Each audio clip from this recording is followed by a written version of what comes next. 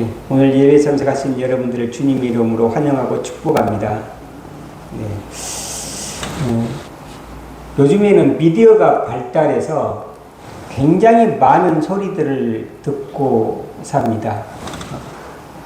하루가 예전에는 라디오가 있었죠. 라디오를 통해서 뉴스 시간에만 뉴스를 들었는데 지금은 이제 텔레비전도 있고 텔레비전도 채널이 얼마나 많습니까? 24시간 나오는 것 같아요. 근데 그것뿐만 아니라 핸드폰만 켜면 거기에 엄청난 뉴스들이 쏟아집니다. 그런데 그 뉴스들 이면에는 또 유튜브라고 해서 이 유튜브가 있는데 거기에는 진실도 있고 거짓도 있습니다. 좋은 유튜브도 있고 나쁜 유튜브가 있어요. 근데 우리가 이것을 구분할 줄을 모르고 나쁜 유튜브를 한번 보기 시작하면 계속해서 핸드폰을 보면은 그런 나쁜 유튜브만 계속 보게 돼요. 또 좋은 유튜브를 보게 되면 또 좋은 유튜브만 듣게 되고 또 하나님의 말씀을 듣기 시작하면 계속해서 또 하나님의 말씀만 나타나는 그런 현상을 우리가 보게 됩니다. 오늘 12절, 12편 우리가 1절을 다 같이 한번 읽어보도록 하겠습니다. 여호와여 도우소서. 경건한 자가 끊어지며 충실한 자들이 인생 중에 없어지나이다. 다윗이 노래를 하고 있습니다. 1절을 보면 경건한 자가 끊어지며 충실한 자들이 인생 중에 없어지냐라고 이야기를 합니다. 왜 경건한 자들이 끊어지고 충실한 자들이 없어질까요? 우리가 이 세상을 살 때 우리가 경건해지고 싶고 우리가 충실해지고 싶습니다. 그런데 우리 주위에는 이처럼 경건하고 충실한 자들이 자꾸 없어지기 시작을 해요. 우리 자신들도 그렇죠. 우리도 경건해지고 충실해지고 또 선을 행하고 싶고 착실하게 거짓말 안 하고 살고 싶은데 그게 굉장히 어렵습니다.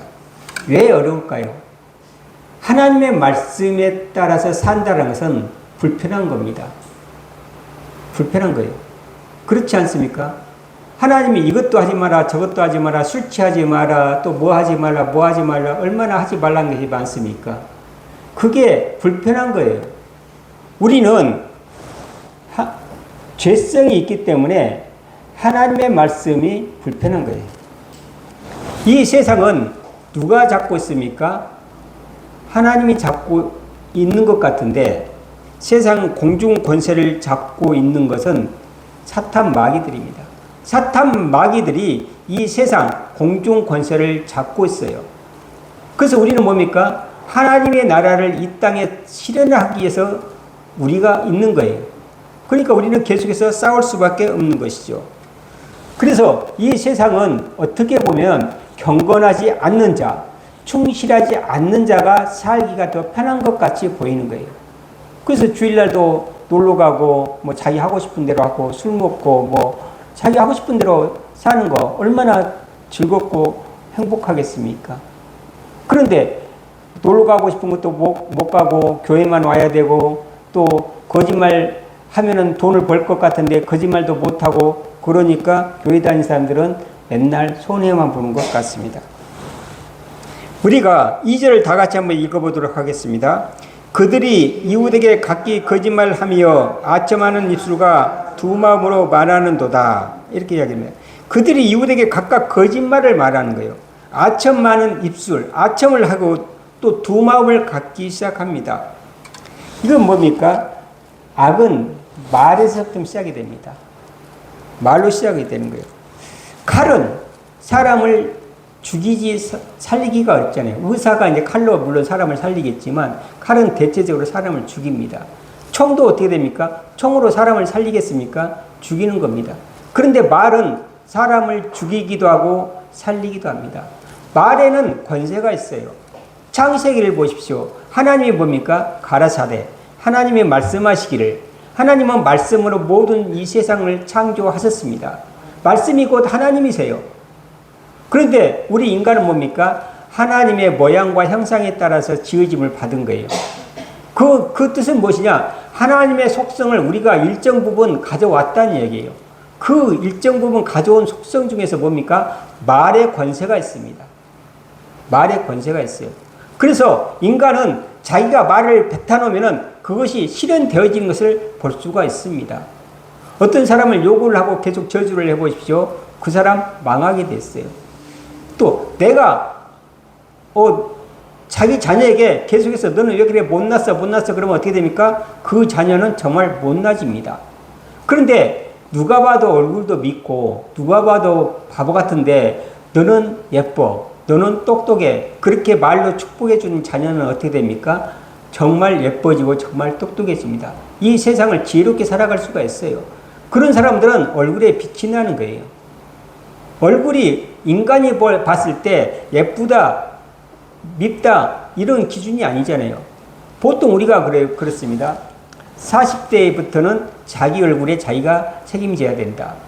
젊었을 때는 얼굴이 예쁜 것 같지만 40대부터는 어떻게 됩니까? 그 마음속이 풍족하고 행복감이 있는 사람들은 얼굴에 빛이 나게 됐어요.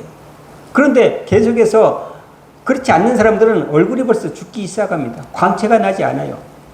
그래서 얼굴이 예쁘고 믿고는 의미가 없어지는 거예요. 그 마음이 얼마나 아름다운지 그걸로 인해서 그 얼굴이 평가가 되고 그 행실이 평가가 되는 겁니다. 또 세상에 보면은 이 사람들은 각각 거짓말을 말하며 왜 거짓말을 말할까요? 이 사람들은 세상 권력에 의지하기 때문에 그렇습니다. 자기가 힘이 있다라는 것이죠. 그래서 어떻게 됩니까? 법을 교묘하게 허점을 찾아내서 그것을 이용하려고 합니다. 말을 굉장히 잘해서 그 법을 빠져나가기도 합니다. 그래서 그런 것들을 통해서 사람들은 각각 거짓말을 하고 아첨하기를 좋아하고 아첨을 하면 뭡니까? 자기가 출세를 하게 되고 승리를 하는 것 같아요. 그리고 두 마음으로 말하는 거예요. 말 따로 속마음 따로 거짓말을 하고 있는 것이죠. 그래서 이런 사람들은 자기 눈앞에 승리감을 찾을 수가 있어요. 말 잘하고 권력 있고 돈 있는 사람들은 뭐든지 다 하는 것 같죠. 뭐든지 다 합니다. 그런데 그 승리가 뭡니까? 잠시 잠깐이라는 거죠. 이 사람들은 하나님이 없어요. 돈 있고 권세 있고 말 잘하고 다른 사람을 잘 속이는 사람은 그 마음에 하나님이 있겠습니까? 하나님이 없어요. 그래서 하나님이 없는 세계관들을 살아가고 있습니다. 그런데 우리가 5절을 다 같이 읽어보도록 하겠습니다. 여호와의 말씀에 가련한 자들의 눌림과 궁핍한 자들의 탄식으로 말미암아 내가 이제 일어나 그를 그가 원하는 안전한 지대에 두리라 하시도다. 하나님은 가련한 자들과 눌림과 궁핍한 자들의 탄식으로 말미암아서 그 사람들의 편에 쓴다는 이야기예요. 하나님은 왜 약자 편일까요? 하나님은 돈 있고 권력 있는 사람 편이 아니고 왜 여기서 같이 항상 그런 약자 편일까요? 약자를 향한 하나님의 마음, 그것은 애통하고 겸손한 자에게 주어지는 거예요. 그래서 우리가 마태복음 5장 3절을 보면 심령이 가난한 자는 복이 있나니 천국이 그들의 것이며 라고 이야기를 합니다. 심령이 가난한 자, 가난한 자의 편이라는 거죠. 하나님은 공의의 하나님과 사랑의 하나님이라고 제가 누누이 이야기를 합니다. 그러면 이 공이라는 게 뭡니까? 공이라는 게 저울추가 기울이지 않는 거예요. 여기와 여기가 똑같다라는 거예요. 그런데 강자는 돈 있고 권력 있고 세상에 권세가 있는 사람들은 뭡니까? 무거워 보이는 거예요. 그럼 어떻게 됩니까? 추가 기울이잖아요. 가난한 사람들은 돈도 없고 권세도 없으니까 올라가요. 가벼우니까. 돈 있는 사람들은 내려가요. 그런데 이건 하나님의 법칙이 아니잖아요. 하나님의 법칙은 평등해요. 공의의 하나님이에요. 그러니까 하나님이 어디다가 무게를 두겠어요? 올라간 쪽 거울에다가 하나님은 무게를 두십니다. 그래서 이것을 다시 평평하게 맞추는 거예요. 그게 공의의 하나님인 거예요. 그래서 우리가 보기에는 권력 있고 돈 있고 있는 사람들이 승리를 하는 것 같고 돈도 없고 권세가 없는 사람들은 맨날 당하고 맨날 그런 것 같아도 하나님은 누구 편이라고요? 없는 사람들 편이에요. 왜냐하면 하나님은 공의의 하나님이기 때문에 그러는 거예요. 여기서 심령이 가난하다. 아까 마태복음 5장 3절에 심령이 가난한 자는 복이 있나니 천국이 저의 것입니다 라고 이야기했습니다. 심령이 가난한다는 것은 경제적 빈곤뿐만 아니라 영적인, 사회적인 겸손, 의지할 힘이 없는 상태를 말하는 겁니다. 우리가 정말 빈 마음으로, 가난한 마음으로, 겸손한 마음으로 하나님을 믿을 때 하나님은 누구 편이라고요? 우리들 편입니다. 우리가 맨날 당하고 우리가 맨날 손해보는 것 같고 우리가 맨날 지는 것 같아도 뭡니까? 결국은 하나님은 우리 편이고 천국은 우리의 것이라는 거예요. 그리고 하나님은 시편 9장 9절 보면 여호와는 압제받는 사람들의 피난처라 라고 이야기를 하고 있습니다.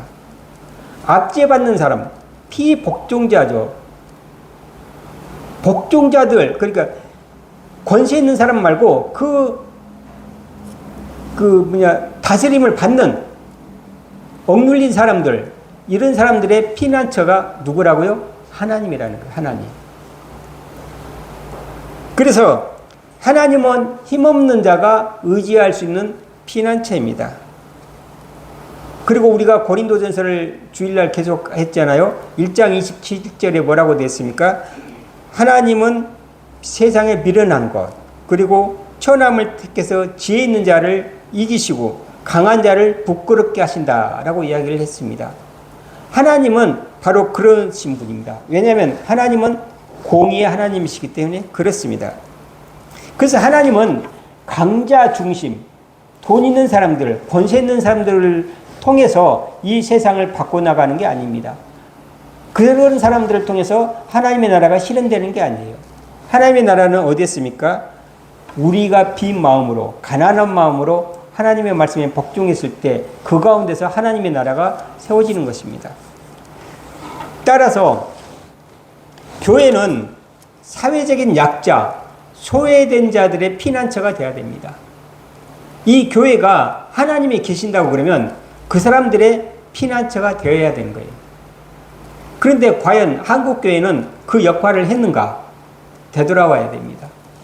예전에 한참 데모가 심했을 때 명동 성당에서 데모하는 것이 익숙해졌습니다. 아마 여러분들도 많은 매스컴을 통해서 들었을 겁니다.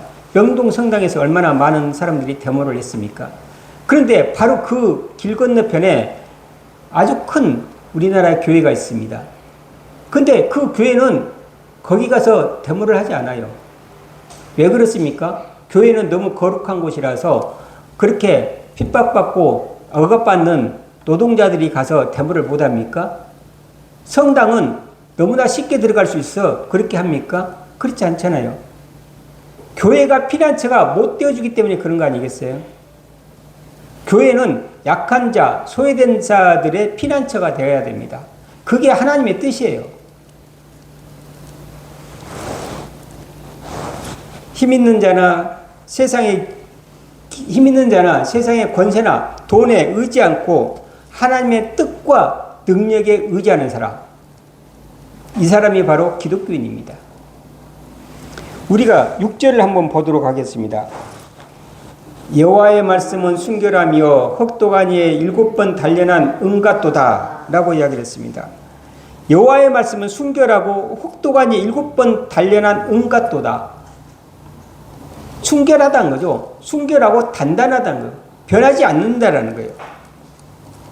이처럼 우리는 이 세상에 많은 거짓들이 있습니다. 이 거짓들을 우리가 어떻게 대해야 될까요? 우리는 분별의 영을 가져야 됩니다.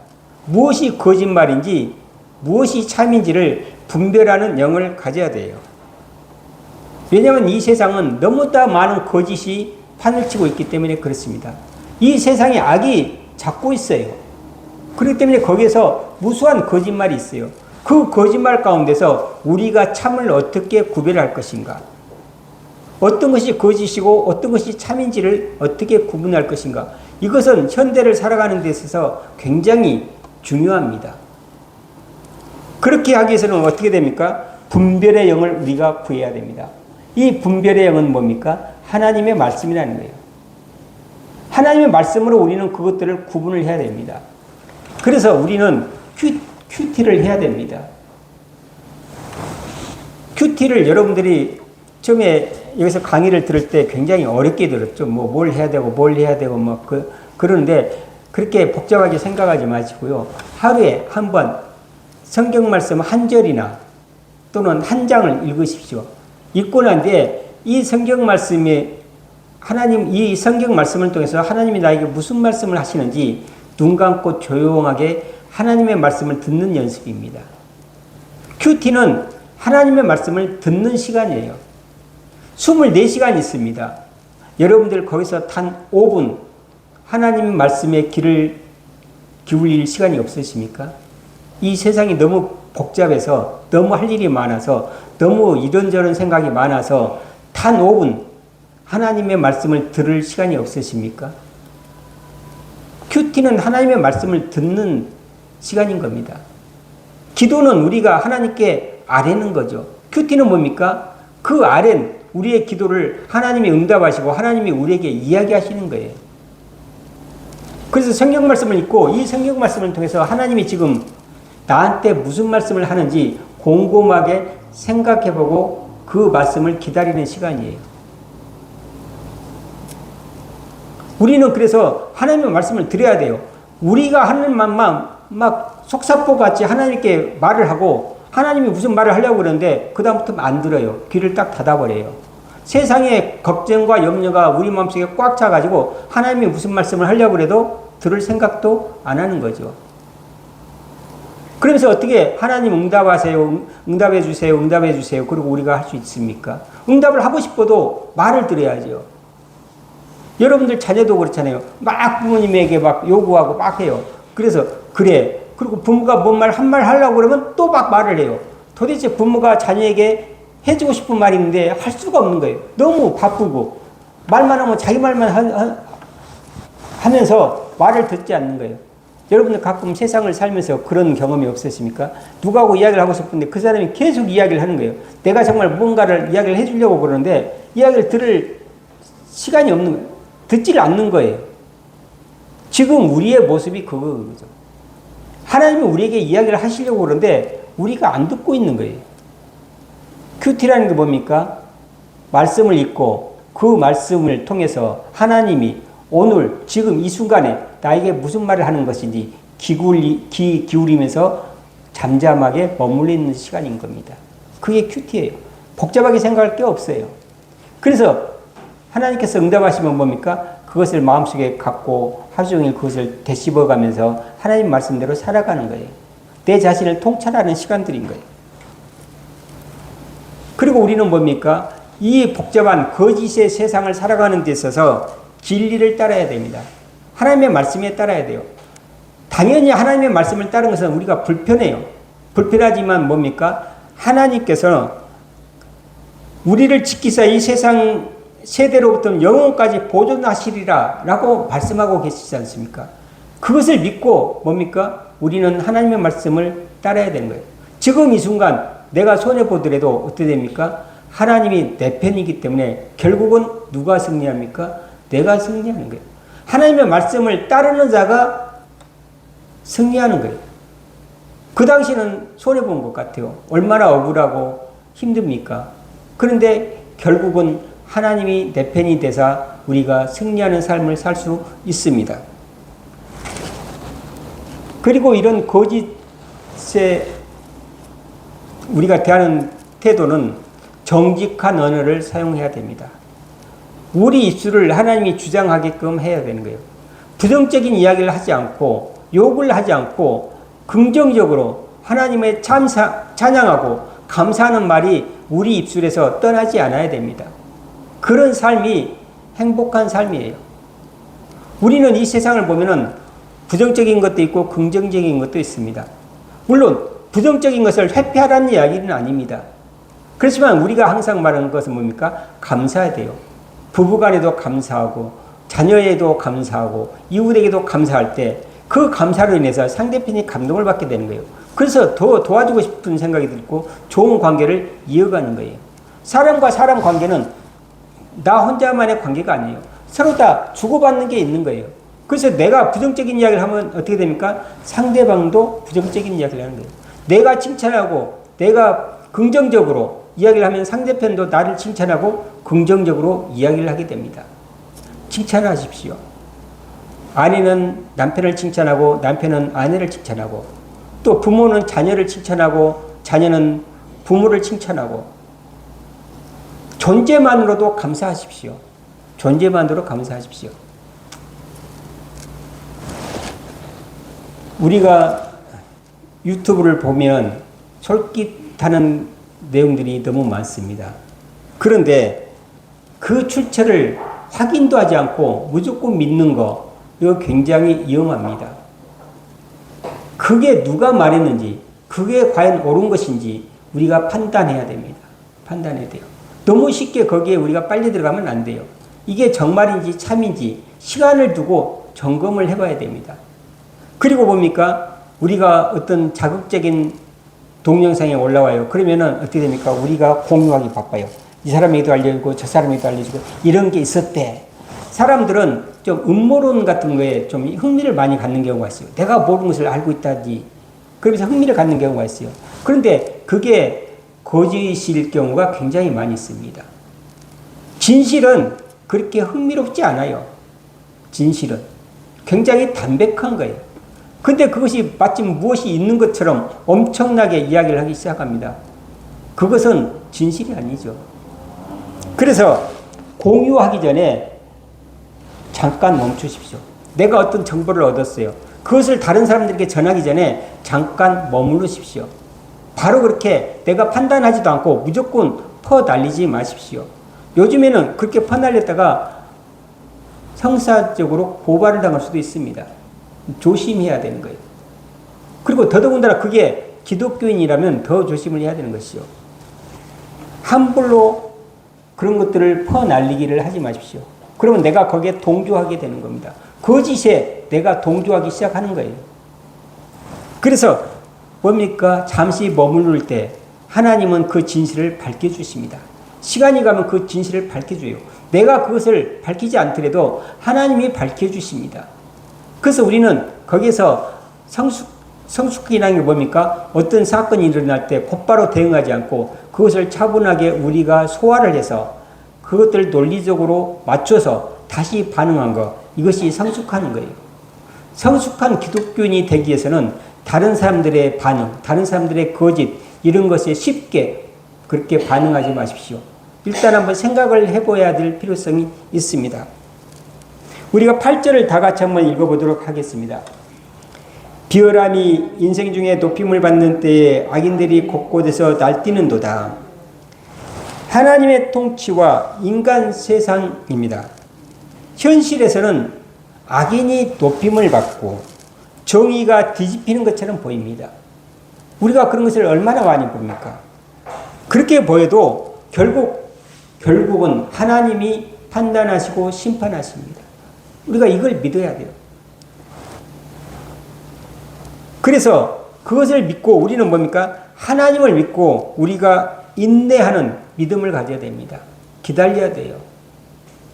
그러면 어떻게 됩니까? 그 결국은 하나님께서 밝혀주시고 하나님께서 정리해 주십니다. 악인이 득세하는 세상 속에서도 하나님의 보호와 정의를 믿고 기다리라는 권면의 말씀입니다. 이 세상은 정말 거짓이 가득 차 있습니다. 무엇이 거짓인지 무엇이 참인지 우리로서는 구분하기가 굉장히 어렵습니다. 또 이 세상은 아첨하는 말이 가득합니다.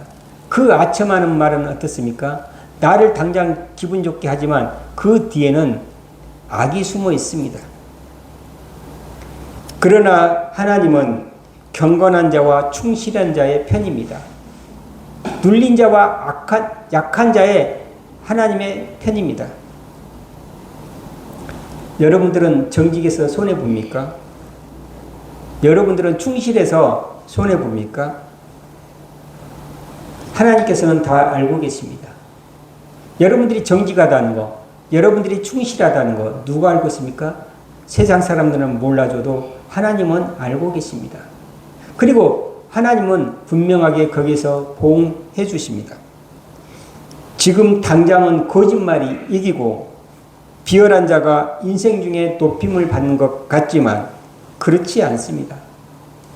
하나님은 경건한 자와 충실한 자를 지켜주십니다. 우리는 이러한 하나님을 믿고 우리는 거짓을 분별하는 영을 가져야 됩니다. 그리고 하나님의 말씀을 믿고 따라야 됩니다. 우리가 정직하게 말할 때 하나님이 영광 받으십니다. 기도하겠습니다.